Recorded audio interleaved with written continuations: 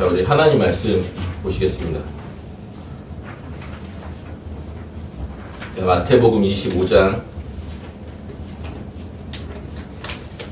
31절에서 46절까지의 말씀입니다.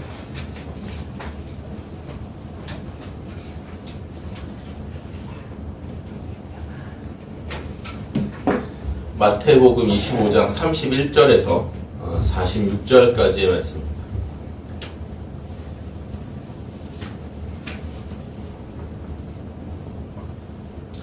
자, 하나님의 말씀을 들으십시오.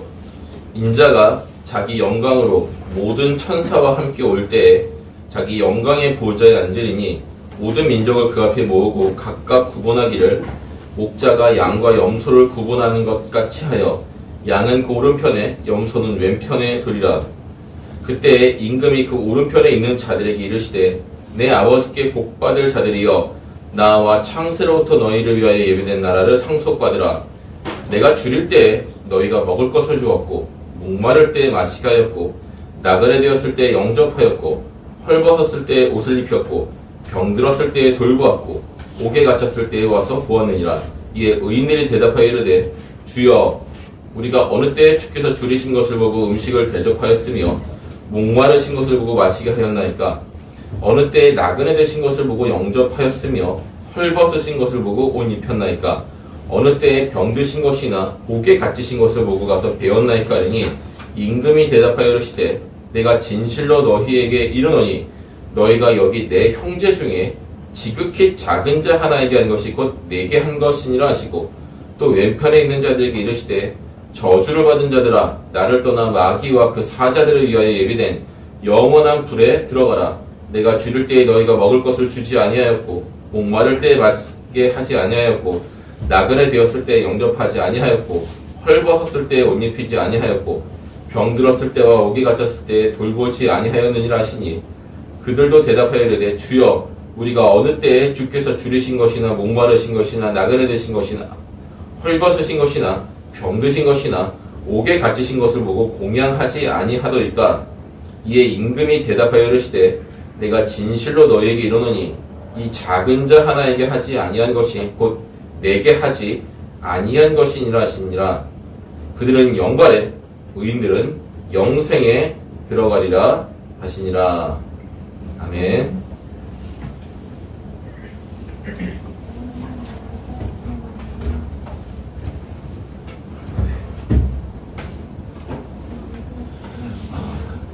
자, 이번 시간은 양과 염소의 비유에서 나타난 재림을 준비하는 지혜라는 제목으로 하나님의 말씀을 전하겠습니다. 이 양과 염소의 비유는 마태복음 24장과 25장에서 나타난 그 재림을 준비하는 지혜를 말하고 있는 6개의 연속된 비유 중에 마지막 비유입니다. 그리고 이 6개의 비유를 하나의 주제를 가진 하나의 일관된 주제를 가진 이야기에 빗댄다면 오늘 다루는 양과 염소의 비유는 이야기의 최종 결론에 해당합니다. 결론만 잘 들어도 이야기는 거의 다 들은 것과 마찬가지죠. 그래서 이 결론에서 재림을 준비하는 굉장히 실천적인 방법이 등장합니다. 다 본문을 읽으셨을 테니까 그것이 무엇인지 벌써 다 감을 잡으셨을 겁니다. 이와는 반대로 앞에 등장한 5개의 비유는 재림을 준비하는 실천 방안이라기보다는 재림을 준비하는 자의 태도나 자세 등을 이야기하고 있습니다. 기억이 잘 안 나실 것 같아서 간단하게 한번 요약을 해보겠습니다. 첫 번째 비유는 24장에 등장하는 노아의 방주 비유입니다. 이 노아의 방주 비유에서 예수님은 재림의 평범성과 돌발성을 말씀하셨습니다. 재림의 평범성은 무엇입니까? 재림은 지극히 평범한 날 중에 이루어진다는 겁니다. 재림의 돌발성은 무엇입니까? 갑자기, 요즘 말로 뜬금없이 재림이 있을 것이라는 겁니다. 그래서 이 두 가지 재림의 속성을 말씀하시면서 우리에게 요구하신 것은 무엇이냐? 재림이 언제 있을지 모르니 늘 깨어 있어야 한다. 이게 어떤 특별한 실천 방안이라기보다는 태도와 자세를 말하는 것이죠. 늘 깨어 있어야 한다. 두 번째 비유인 도둑 비유에서는 도둑이 언제 올 줄 도둑 말고는 아무도 모르는 것처럼 예수님의 재림도 그러할 것이니까 항상 재림을 준비하고 있어야 한다. 앞에 노아의 방주 비유와 세상에 대동소이한 그런 내용입니다. 역시 태도를 이야기하고 있고요. 이제 세 번째 비유인 신실한 종과 악한 종의 비유에서는 이 교회 안에서, 다시 말해서 교회에 다니고 있는 성도예요. 그런데 그런 사람들 중에서 재림이 없을 줄로 생각하고 살아가는 사람들이 분명히 있을 텐데, 그런 사람들은 재림의 날에 파멸을 맞게 될 것이다. 재림이 있을 줄을 믿고 살아가지 않으니까 재림을 준비하지 않을 것이고, 그런 사람들은 재림의 날에 멸망에 처하게 될 것이다 라고 하는 분명한 경고의 메시지를 주신 것입니다. 세 번째 비유에서는 재림이 있을 것을 확실히 믿어야 한다, 그런 걸 말씀하신 거죠. 네 번째 비유는 열처녀 비유입니다. 여기서 무엇을 말씀하셨습니까? 평소에 재림을 준비하는 사람만이 하나님 나라에 들어갔습니다. 막상 재림의 때가 닥쳤을 때에 재림을 준비하려고 한다면 아무도 재림을 제대로 준비할 수 없으니까 평소에 준비하자. 그런 말씀을 주셨습니다. 이것도 역시 태도죠. 그리고 우리가 3주 동안 살펴본 달란트 비유에서는 한 두 가지 정도로 교훈을 압축할 수 있는데, 첫 번째는 재림의 날에 예수님이 심판하시는 내용은 우리가 예수님을 위해서 얼마나 많은 일을 했느냐가 아니라 우리가 예수님의 말씀에 얼마나 즉각적으로 순종하며 살았는가에 있다고 말씀드렸습니다. 다시 말씀드립니다. 우리가 예수님을 위해서 많은 일을 하고, 그리고 규모가 큰 일을 하고 뛰어난 업적을 남기는 것을 예수님 보실 때 그건 적은 일입니다. 가치 있는 일이 아니에요. 예수님 보실 때 정말 중요한 일은 순종했느냐 안 했느냐, 즉시 순종했느냐 그렇지 않느냐, 이걸 보신다는 거예요. 그래서 재림을 준비하려면 평소에 즉시 순종하는 태도가 있어야 된다는 거죠. 두 번째 교훈은 예수님이 어떤 분이신지를 정확히 알아야만 우리가 하나님 나라를 위해서 인생이라고 하는 달란트를 적극적으로 투자하며 살 수 있다는 교훈이었습니다. 그래서 예수님이 어떤 분이신지를 우리가 정확하게 아는 것이 중요하다. 혹시나 우리가 예수님을 날강도나 엄한 분으로 생각하면, 아니면 예수님에 대해서 전혀 모르고 있으면 우리는 재림을 준비하지 않을 겁니다. 그래서 이 다섯 번째 달란트 비유도 구체적인 방안이라기보다는 역시 태도와 자세에 대해서 이야기를 하고 있죠. 그런데 오늘 비유에서는 이 구체적인 방안이 나오는 겁니다. 자, 예수님이 이렇게 태도와 자세를 5개의 비유를 통해서 말씀하신 이유는 무엇일까요? 그만큼 사람들이 재림에 대해서 잘못된 태도와 자세를 갖고 있기 때문에, 재림을 아주 안일하게 생각하거나 아니면 재림이 아예 없다고 생각하는 사람들이 아주 많기 때문에 예수님이 이 5개의 비유를 통해서 재림을 준비하는 자의 태도나 자세를 말씀하신 겁니다. 그래서 우리는 스스로 구원받은 성도라고 여기는 사람들 중에 아주 많은 사람들이 재림의 날에 하나님 나라에 들어가지 못함을 분명히 보게 될 겁니다. 그래서 우리는 이 예수님이 주신 교훈과 지혜를 따라서 재림을 철저하게 준비해야죠.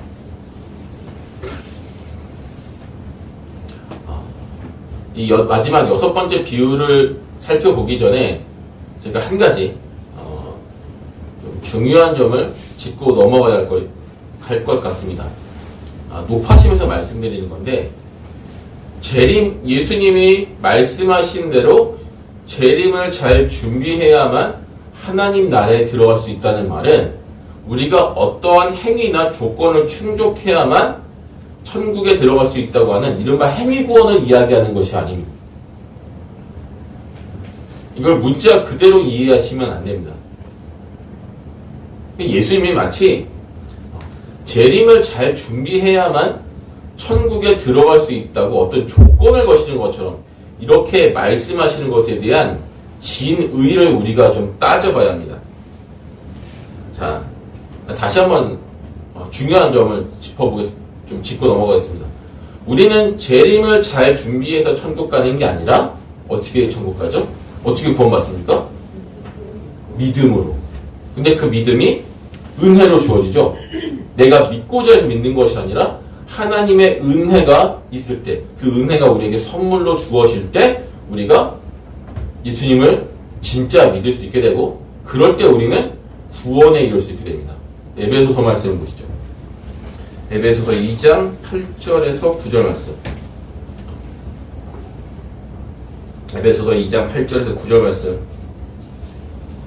너희는 그 은혜에 의하여 믿음으로 말미암아 구원을 받았으니 이것은 너희에게서 난 것이 아니요 하나님의 선물이라. 행위에서 난 것이 아니니 이는 누구든지 자랑하지 못하게 함이라. 에베소서에 분명히 이러한 진리들이 나타나 있습니다. 자, 그러면 예수님이 이 비유들을 통해서 마치 행위구원을 이야기하신 것 같은 이유는 무엇입니까? 예수님의 의도는 당신을 진정으로 따르고자 하는 그 제자가 세상에서 어떤 마음을 가지고 살아가야 하는지를 보여주고자 하는 데 있습니다. 다시 말씀드리겠습니다. 예수님의 의도는 당신을 진정으로 따르고자 하는 예수님의 참된 제자가 세상에서 어떠한 마음을 가지고 살아가야 하는가를 보여주고자 하시는 데 있습니다. 우리가 제자도라고 흔히들 부르죠. 그래서 진정으로 구원받은 사람은 예수님이 원하시는 모습대로 살 것인데, 그러한 삶의 모습이 이 재림을 준비하는 것과 관련해서 6개의 연속된 비유에서 나타난 모습대로 산다는 겁니다. 그러니까 진정한 제자, 진짜 구원받은 성도는요, 예수님이 6개의 비유에서 말씀하신 재림을 준비하는 그 지혜의 모습대로 이 땅에서 이미 살아가고 있는 사람들입니다. 때로는 잘 못할 수도 있습니다. 왜냐하면 우리는 연약하고 또 죄인이니까요. 그러나 항상 그렇지는 않죠. 어떻게든 우리는 진정한 성도들은 이 6개의 비유에 나타난 재림을 준비하는 지혜를 따라서 살아가고자 애를 쓰는 사람들입니다. 그러나 거짓 성도, 바리새인과 같은 사람, 스스로 구원받았다고 착각하는 사람, 위선자, 이런 사람들은요, 예수님이 미워하시는 모습으로 살 겁니다. 그런데 그 모습은 어떻게 나타납니까? 이 6개의 비유에서 나타난 부정적인 모습들이 있죠. 재림을 믿지 않습니다. 재림이 있다고 전혀 의식하지 않고 살아갑니다. 즉시 순종하지 않습니다. 예수님이 어떠한 분이신지를 모르고 삽니다. 이제 이런 비유들에서 나타난 이런 부정적인 모습들이 이 거짓성도 위선자들의 삶의 모습이라고 하는 거죠. 그런 사람은 당연히 하나님 나라에 들어갈 수가 없는 거죠. 그래서 점검해 보시는 겁니다. 내가 정말 재림이 있다는 걸 믿고 살아가는, 즉시 순종하며 살고 있는 것. 이런 모습들을 6개의 비유를 통해서 점검하시고, 부족한 부분들은 회개하시고 하나님의 은혜로 구하시고 이제 그렇게 살아가라고 하는 거죠.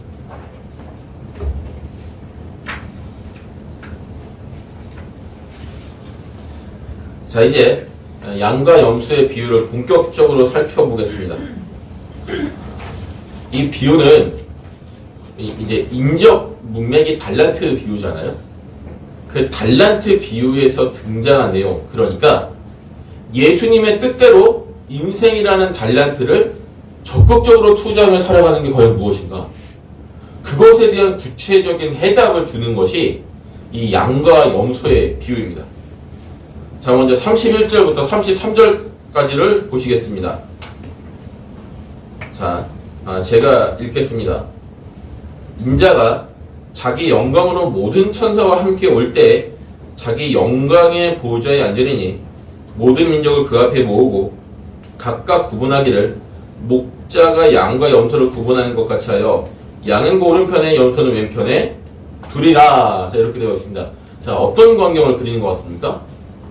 예, 당연히 최후 심판 때 있을 그 심판의 모습들을 예수님이 구체적으로 묘사하고 계십니다. 자, 예수님은 세상에 처음 오셨을 때 아주 무력한 사람의 모습, 이제 그러니까 갓난아기의 모습으로 세상에 오셨습니다. 그리고 구유에 누이셨죠. 그렇게 가장 초라한 모습으로 이 땅에 오신 예수님은 재림 때에는 당신이 가지신 모든 그 무한한 영광을 가지고 세상에 오신다는 겁니다. 오셔서 무엇을 하시죠? 예, 모든 민족, 이 세상의 모든 사람, 더 정확히는 아담으로부터 시작해서 이 세상에 마지막에 태어나기로 예정된 그 사람까지 그 모든 사람들을 예수님께서 심판하십니다. 이때 천사들도 모두 예수님과 함께 합니다.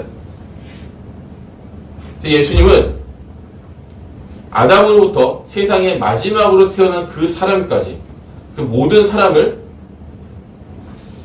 정확하게 둘로 나누실 겁니다.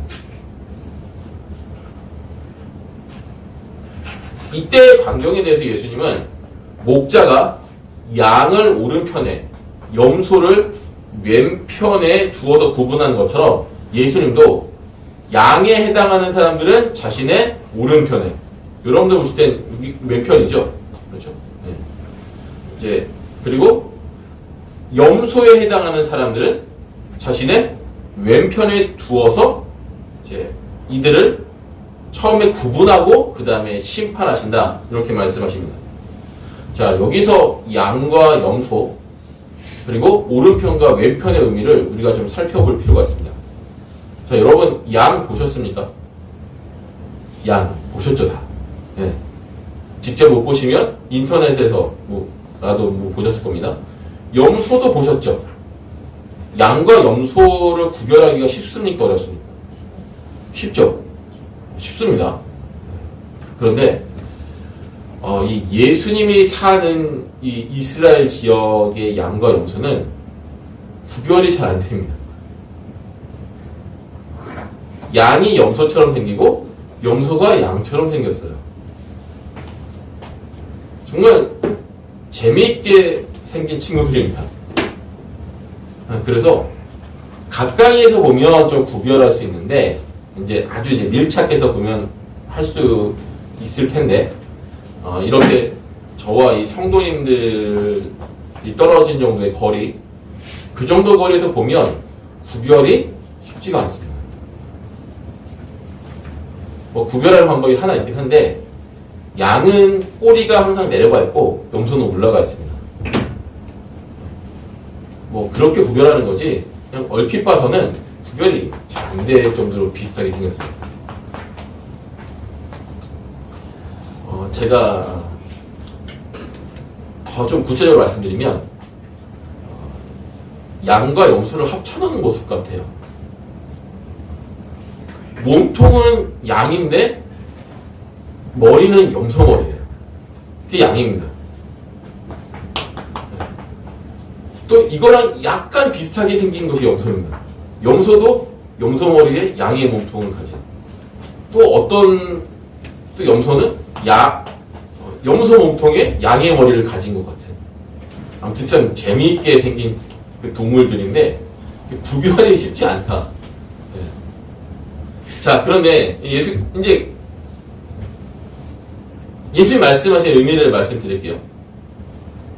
목자가 양과 염소를 구분하듯이 한다.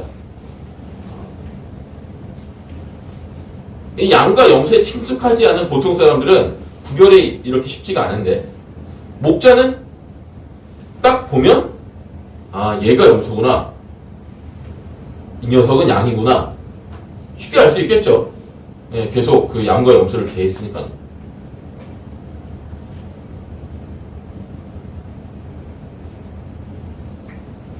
자, 그리고 오른편이라고 하는 거는 성경에서 뭐랄까요, 그 긍정적인, 선호하는 그런 것이고, 왼편이라고 하는 것은 굉장히 부정적인 의미로 보통 사용이 되고 있습니다. 자, 그래서 이 34절 이하의 내용은 오른편에 있는 자들, 즉 양이라고 이름 붙여진 사람들은 영생을 받고, 그리고 왼편에 있는 자들, 즉 염소로 분류된 자들은 영원한 저주와 형벌을 받는 광경을 그리고 있는 겁니다. 자, 지금 살펴본 내용을 우리에게 적용하면 이런 겁니다. 양과 염소를 목자 말고는 구별하기가 쉽지 않듯이, 이 세상에서 신자와 불신자, 그리고 참된 교회 안에 알곡과 가라지, 참된 성도와 거짓 성도, 진짜 예수님의 제자와 위선자를 구별하는 것은 굉장히 어려운 일입니다. 일단 사람의 눈으로 볼 때는 되게 비슷해 보입니다. 그러나 이 양자 사이를 정확하게 구분하실 수 있는 분은 누구죠?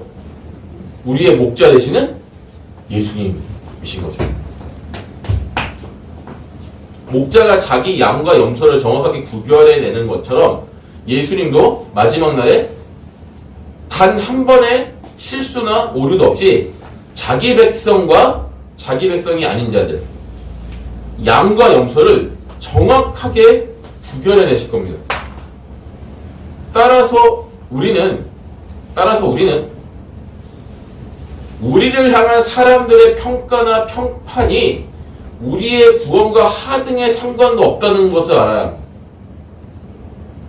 여러분을 목양하는 목회자가 하나님이 매우 기뻐하시는 정말 훌륭한 목회자라고 해도 그 목회자가 여러분들을 평가하고 칭찬하는 것이 그것이 곧 하나님의 평가라고 할 수 없습니다. 어디까지나 사람은 죄가 많고 오류가 있으며 사람에 불과한 존재. 우리는 예수님의 평가에만 귀를 기울일 필요가 있습니다. 그렇지 않으면 거짓 확신에 안주하고 있다가 나중에 나는 철석같이 양일 거야 라고 생각하고 있는데, 예수님으로부터 염소는 저리 가라, 저쪽에 가라, 이런 말을 듣고 그때 가서 돌이킬 수 없는 좌절과 절망에 빠지게 되는 거죠. 다시 말씀드리지만 예수님 말고는 양과 염소, 신자와 불신자, 진짜 성도와 위선자를 구별하는 것이 거의 불가능합니다. 그래서 나를 향한 사람들의 평가나 칭찬에 신경을 쓰지 말자. 예수님과의 관계 속에서 평소에 하나님이 나에 대해서 어떤 마음을 품으시고 내 기도를 기쁘게 들어주시는가, 나에게 끊임없이 하나님의 말씀으로 말씀을 건네시는가, 이런 부분들을 우리가 살펴보아야 하는 것이죠. 여러분들이 가진 직분, 봉사 경력, 신앙생활의 연수, 이런 것들이 여러분들의 구원과 아무 상관이 없다고. 예수님의 평가가 절대적으로 중요합니다.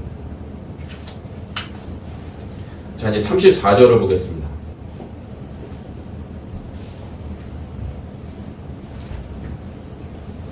이 예수님이 인류 전체를 두 그룹으로 나누셨습니다. 그리고 오른편에 속한 그룹, 즉 양들에게 그들이 어떤 이유 때문에 구원을 받는가를 예수님이 35절과 36절에서 친절하게 설명해 주고 계십니다. 뭐 그냥 구원해 주시는 게 아니라 너희들이 이러한 것들을 잘했으니까 내가 너희를 구원하겠다. 이제 이런 식의 말씀들을 하시는 거죠. 자, 이 내용을 좀 한마디로 요약을 하자면 오른편 그룹에 속한 자들은 예수님이 곤경에 처했을 때 위로하고 도와주었다는 겁니다. 자, 예수님이 처한 곤경이 6가지로 나타나는데 굶주림, 목마름, 나그네됨, 헐벗음, 병마에 시달림, 감옥에 갇히는 일입니다. 자, 이 말씀을 우리가 좀 잘 생각해 보아야 합니다. 예수님이 이 땅에 계실 때는요, 병마에 시달리는 것 빼고 나머지 5개의 어려움을 모두 겪으셨습니다. 이때 예수님을 도운 사람들은 소수에 불과하겠죠. 그런데 이 최후 심판 때에 예수님 오른편에 서게 되는 사람들은 과거와 현재와 미래에 있을 모든 성도입니다. 그러니까 지금 이 오른편 그룹에 있는 사람들 중에서 예수님이 이 땅에 계실 때에 예수님 어려움을 겪을 때 직접 도와준 사람들이 있긴 있지만 그들은 전체 구원받는 사람들에 비하면 정말 소수인 거죠. 뭐 0.1%, 0.001% 뭐 그런 정도도 안 될 겁니다. 대부분의 사람들은 예수님 만나 뵙지도 못했어요. 당연히 예수님을 직접 도울 일이 없죠. 그런데 예수님은 그들을 향해서 내가 곤경에 처했을 때 너희들이 나를 위로해주고 나를 도와주었다. 그렇게 말씀하시는 겁니다. 이게 37절에서 이 의인이라고 불리는 오른편 그룹에 속한 이 사람들, 즉 구원받게 된 성도들이 의아해하는 겁니다. 아니 우리가 언제 예수님을 도와주었습니까? 우리는 예수님 직접 만나뵌 적도 없는데. 자, 성도님들 중에 예수님 직접 만나 보신 분 계십니까? 네, 목사님 저도 못 뵀습니다. 네. 아니 만나 뵙지도 못했는데 예수님 곤경에 처했을 때 우리가 언제 예수님을 도와주었다는 거죠. 그러니까 지금 의인들의 이 질문은 굉장히 합리적인 그 의문입니다. 이에 예수님이 40절에서 이렇게 말씀하십니다. 40절 나같이 보시죠. 40절. 여기 내 형제 중에 지극히 작은 자 하나에게 한 것이 곧 내게 한 것이니라.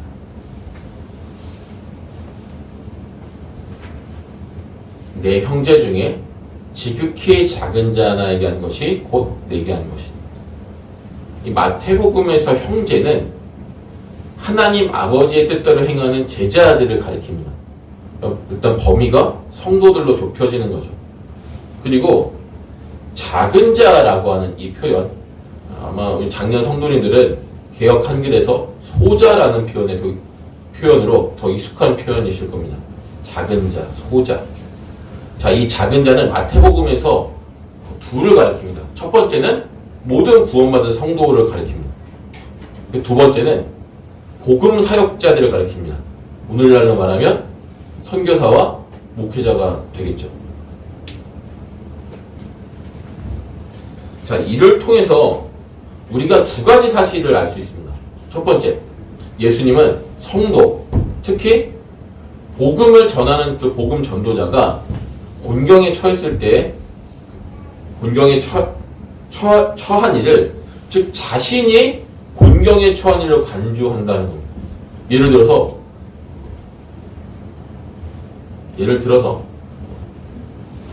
A라는 성도님이 경제적인 어려움에 빠졌습니다. 그래서 세금 낼 돈도 없어서 너무 고생하시는 거예요. 그때 예수님이 그 성도님의 어려움을 누구의 어려움으로 간주하신다고요? 네, 자신의 어려움으로 간주하신다. 자, 그런데 이 작은 자라고 하는 것은 성도라는 의미도 있지만 더 주된 의미는 복음 사역자라고 말씀드렸죠. 그래서 우리 미얀마에 계신 예를 들어서 우리 김강한 선교사님 선교를 해야 하는데 선교비 후원이 끊어져서 정해진 사역을 못하고 본인의 식사도 좀 줄여가면서 그렇게 선교를 한다고 가정을 해보겠습니다. 지금 그러신 건 아니에요. 예. 어쨌든 지금 굉장히 후원도 많이 끊어지고 어려운 건 사실이죠. 어쨌든 김강한 선교사님 그런 어려움에 처한다. 식사도 선교비 때문에 식사도 제대로 못하고 계신다 라고 한다면 복음 사역 때문에 김강한 선교사님이 그런 어려움을 당하시는 거잖아요. 그 어려움을 예수님이 누구의 어려움으로 간주하신다고요? 자기 어려움으로 간주하신다. 두 번째입니다. 그렇게 곤경에 처한 성도, 특별히 복음 사역자의 어려움을, 복음 사역자들을 위로하고 돕는 일은 예수님이 즉 자신을 돕는 걸로 간주하신다는 겁니다.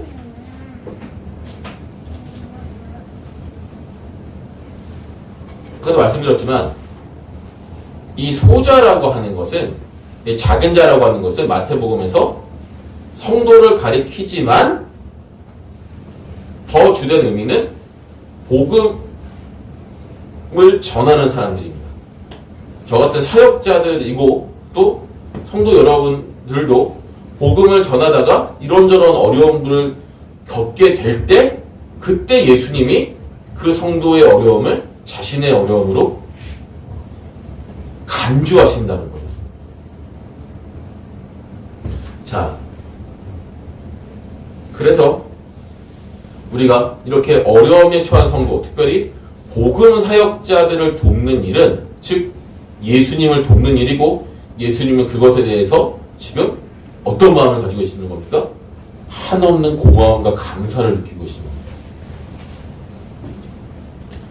자, 이 모든 내용을 우리에게 익숙한 표현으로 말하자면 이웃사랑의 실천이죠. 어려움에 처한 형제 자매들을 돕는 일. 그래서 사도 요한은 이 주 안에서 형제요 자매가 된 성도들을 돕는 일을 이런 식으로 표현합니다. 자, 요한일서 3장 14절 한번 보시죠. 요한일서 3장 14절.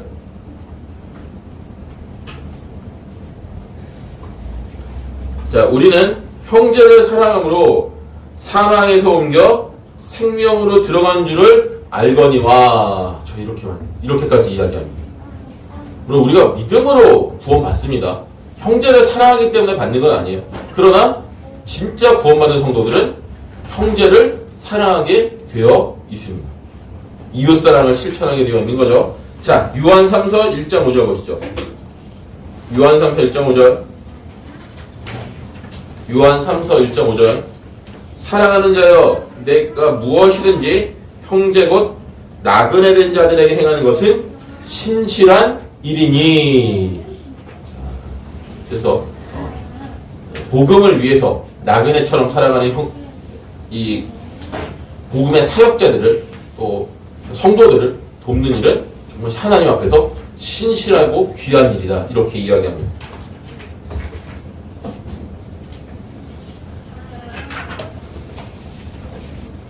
자, 지금까지의 내용을 달란트 비유와 연관을 한다면 이렇게 이야기할 수 있습니다.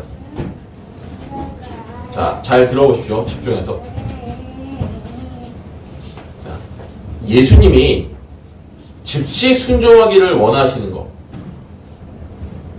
예수님이 어떤 분이시며 어떤 일을 행하기를 어떤 일을 원하시는가를 알고 그들을 행하는 것. 하나님 나라를 위해서 인생이라고 하는 달란트를 적극적으로 투자한다는 일은 무엇인가? 무엇일까요? 방금 전에 이야기한 대로 곤경에 처한 형제, 특별히 어려움에 처한 복음의 사역자들을 돕는 일입니다. 그들을 위로하는 일입니다. 그래서 가장 먼저 출석교회 성도, 출석교회 선교사, 출석교회 목회자를 위로하고 돌보아야죠. 그 다음은 다른 교회의 성도, 선교사, 목회자들을 돕는 일. 이렇게 하는 일이 여러분이 진짜 성도라는 증거라는 것이고 재림을 준비하는 가장 확실하고 실제적인 방법이라고 하는 것입니다. 자, 이제 예수님이 6개의 비유를 통해서 말씀하고자 하시는 바를 이렇게 정리할 수가 있습니다. 언제 있을지 모르는 재림을 준비하는 가장 확실한 방법은 곤경에 처한 성도와 복음의 사역자들을 위로하고 돕는 일입니다. 그렇다면 언제 그렇게 도와야 합니까? 평소에. 왜냐하면 재림이 언제 있을지 모르니까. 그래서 평소에 돕고 항상 돕고 그리고 예수님은 당신의 뜻에 즉시 순종하기를 원하시니까 즉시 돕고 또 소극적이 아니라 적극적으로 인생을 당신의 뜻에 순종하기 하는 일에 투자하기를 원하시니까 적극적으로 하고 인생 전체를 우리가 다 이 일에 드리기를 원하시는 거예요. 그러니까 더 쉽게 말씀드리면 이웃사랑, 여기서 말하는 이웃은 인류 전체를 이야기하는 것이 아니라고 말씀드렸습니다. 항상 성경에서 이웃사랑이다, 구제 대상이다 라고 하는 것은 믿지 않는 사람들이 아니라 우리 믿는 사람들을 가리킵니다.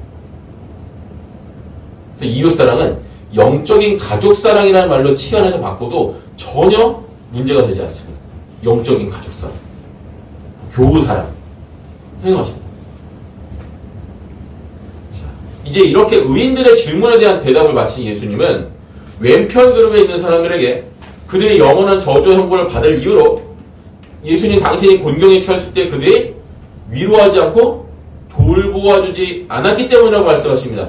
이에 또 의문을 느낀 왼편 그룹에 있는 사람들이 우리가 언제 예수님을 돌보지 않았습니까? 우리가 언제 곤경에 처한 예수님을 외면했습니까? 라고 물어보자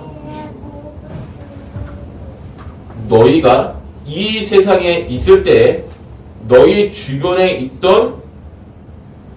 주변에서 어려움을 겪고 있는 성도들, 어려움을 겪고 있는 복음의 사역자들을 너희가 외면한 것이 곧 나를 외면하고 버린 것이다. 지금 예수님 그렇게 말씀하시는 겁니다. 그래서 어려움을 겪는 왕을 외면하고 버린 백성에게는 왕의 무서운 진노와 형벌만이 있을 뿐인 거죠.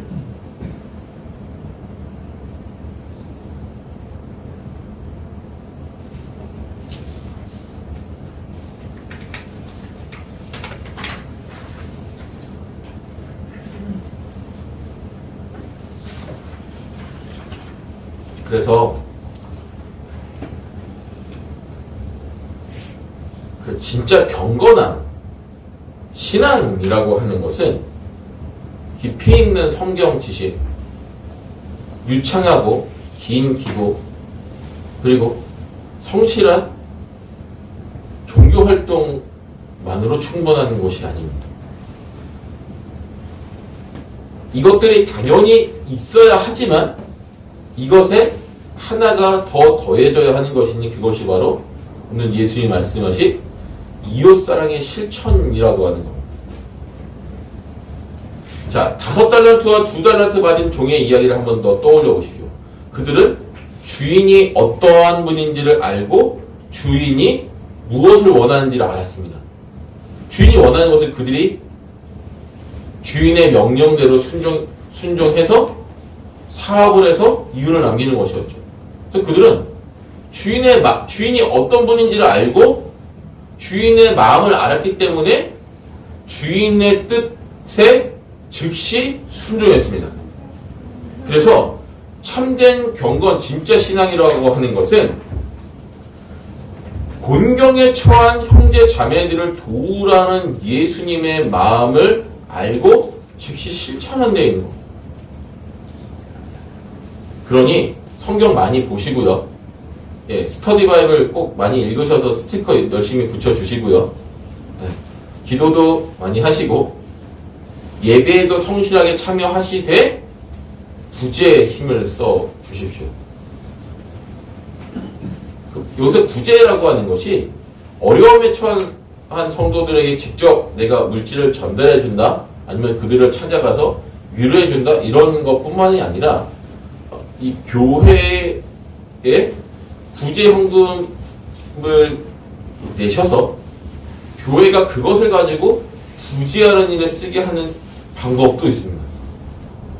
예전에는 그렇게 어려움에 처한 사람들이 많이 있었기 때문에 교회가 구제할 수 있는 기회가 정말 많았는데, 오늘날에는 사람들이 그런 것들을 잘 드러내지도 않거니와 가난이 어떤 경제적인 어려움이 부끄러운 것도 아니고 죄도 아닌데 사람들이 잘 드러내지 않기 때문에 내가 누군가를 직접 가서 도와주는 일들이 옛날만큼 되지 않습니다. 그래서 또 내가 누군가를 직접 도와주면은 그 사람이 도와준 사람을 좀 껄끄럽게 생각할 수도 있고 여러 가지 부작용들이 있기 때문에 보통은 교회가 구제를 하게 합니다. 교회가 주관해서 구제를 합니다. 예를 들어서 이제 우리 교회 A 성도님이 있는데 B 성도님이 어떤 어려움에 처한 것을 알고 B 성도님에게 구제금을 전달하고 싶었습니다. 근데 직접 주면은 이분이 이제 자존심 상할 수도 있고 하니까 교회에 의탁을 합니다. 그러면 당회가 교회의 이름으로 B 성도님에게 이제 구제금을 전달하는 거죠. 대신에 어느 분이 주었는지는 이야기하지 않는 거죠. 그래서 왼손이 하는 일을 오른손이 모르게, 오른손이 하는 일을 왼손이 모르게 하라는 그 예수님 말씀을 실천하면서 부작용 없이 이제 A 성도님의 선한 마음을 B 성도님에게 전할 수 있는 그런 일들을 교회가 하게 되는 겁니다. 자, 이제 우리가 지난 거의 2달 정도 된 것 같습니다. 6주 정도 된 것 같은데 이 6주 동안에 이 재림을 준비하는 지혜를 우리가 모두 살펴보았습니다. 평소에 항상 즉시 적극적으로 인생 전체를 들여서 교우 사랑에 힘쓰십시오. 지금 여러분은 곤경에 처한 예수님을 돕는 엄청난 일을 하는 겁니다. 예수님에게 계속 빚을 지우는 겁니다. 예수님은 빚 지고 못 사시는 분입니다. 예수님이 마지막 날에 영원한 영생 복락과 천국의 상급으로 갚아주시기를 지금 벼르고 계시는 겁니다. 예수님 기뻐하시는 일에 힘쓰십시오. 이것이 재림을 준비하는 최고의 지혜입니다. 마지막으로 성경 구절 2개만 좀 읽어보겠습니다. 마태복음 25장 21절. 마태복음 25장 21절. 그의 주인이 이르되 잘하였도다 착하고 충성된 종아, 내가 적은 일에 충성하였으니 내가 많은 것을 내게 맡기리니 내 주인의 즐거움에 참여할지어다 하고, 마태복음 25장 46절. 예수님의 뜻대로 순종한 자들은 영벌에. 제가 잘못 읽었죠? 예수님의 뜻대로 행하지 않은 자들은 영벌에, 예수님의 뜻대로 교우 사랑을 실천한 자들은, 그런 의인들은 영생에 들어가리라 하시니라. 아멘. 기도하겠습니다. 하나님 아버지, 예수님이 들어주신 6개의 비유를 통해서 우리가 재림을 준비하는 진정한 지혜와 그 구체적인 실천 방안에 대해서 살펴보았습니다. 우리 성도님들이 날마다 재림을 의식하면서, 그리고 언제 오실지 모르는 그 주님을 소망하고 기다리면서 우리에게 주어진 일상에서 이웃사랑, 특별히 이 교우사랑을 철저하게 실천하면서 나감으로 말미암아 우리 모두가 마지막 날에 예수님의 즐거움에 참여하는 사람들이 다 되게 하여 주시옵소서. 어느 누구도 재림을 소홀하게 준비해서 하나님의 나라에 들어가지 못하는 불상사가 없도록 우리 성도님들에게 큰 복을 내려 주시옵소서. 예수님의 이름으로 기도합니다. 아멘.